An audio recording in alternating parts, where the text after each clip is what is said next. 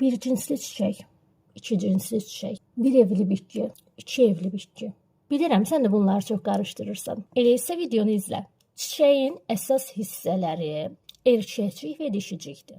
Çünki onlar çoxalmağa xidmət edirlər. Bir çiçək yatağının üzərində həm erkəkcik, həm dişiciyə təsadüf olunursa, yəni iki cinsiyyətin ikisinə də təsadüf olunursa, buna iki cinsiyyətli və yaxud iki cinsli çiçəklər deyirlər.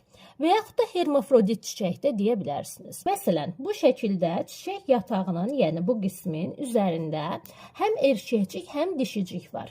Deməli, bu hermafrodit çiçəkdir. Əgər çiçək yatağının üzərində yalnız erkəkciklərə təsadüf olunsa, bu bir cinsiyyətli çiçək olacaq.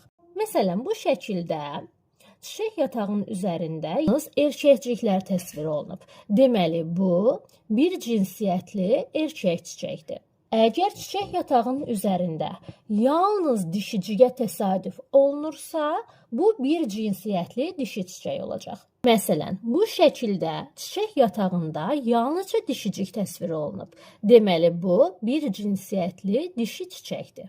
Sıra ilə getsək, iki cinsiyyətli hermafrodit çiçək, bir cinsiyyətli erkək çiçək, bir cinsiyyətli dişi çiçəyi görmüş olacağıq. Bəs bu ev məsələsi nədir?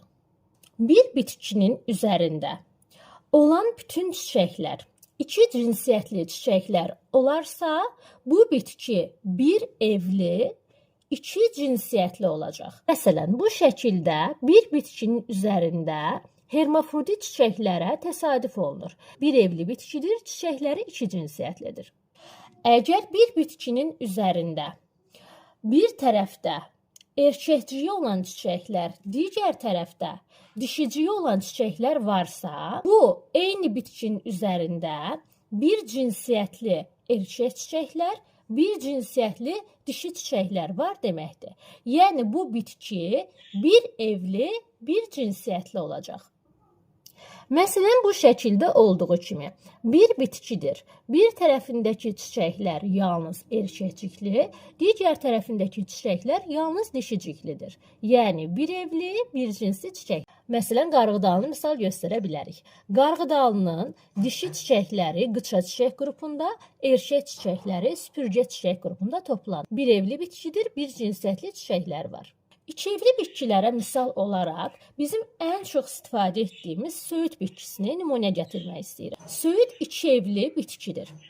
Məsələn, bu əlim söyüdün yalnız dişicikli çiçəklərini daşıyan evi olsun, yəni bitkisi olsun. Bu əlim isə söyüdün yalnız erkəkcikli çiçəklər daşıyan evi olsun, yəni bitkisi olsun. İki dənə ev oldu. Buradakılar yalnız dişicikli çiçəklər daşıdı, yalnız dişicikli çiçəklər bir cinsiyyətli çiçəklərdir.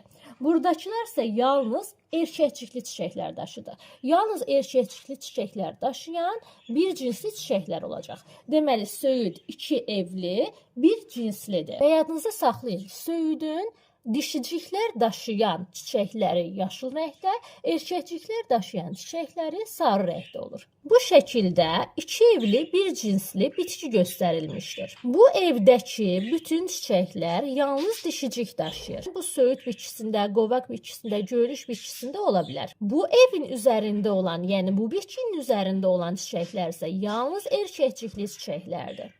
İki evli, ayrı-ayrı evdir. Lakin bir cinsli çiçəklərə sahibdir. Sizə bir formula deyim. Biyologiyada 1.1 var, bir evli, bir cinsli. 1.2 var, bir evli, iki cinsli. 2.1 var, iki evli, bir cinsli. Lakin 2.2 yoxdur. Yəni iki evli, iki cinsli çiçəklər yoxdur. İki cinsli çiçəklər yalnız bir evli bitkilərə aiddir. Bir cinsli çiçəklər həm bir evli bitkilər üzərində təsadüf oluna bilər, həm iki evli bitkilər üzərində təsadüf oluna bilər. Və yaxud da belə deyə bilərik. Bir evli bitkilərin yalnız bir cinsiyyətli çiçəkləri ola bilər. Bir evli bitkilərin iki cinsiyyətli çiçəkləri ola bilər. İki evli bitkilərin isə yalnız bir cinsiyyətli çiçəkləri ola bilər. Və bu çiçəklər ayrı-ayrı bitkilər üzərində olmalıdır. Elə isə sizə bir sual.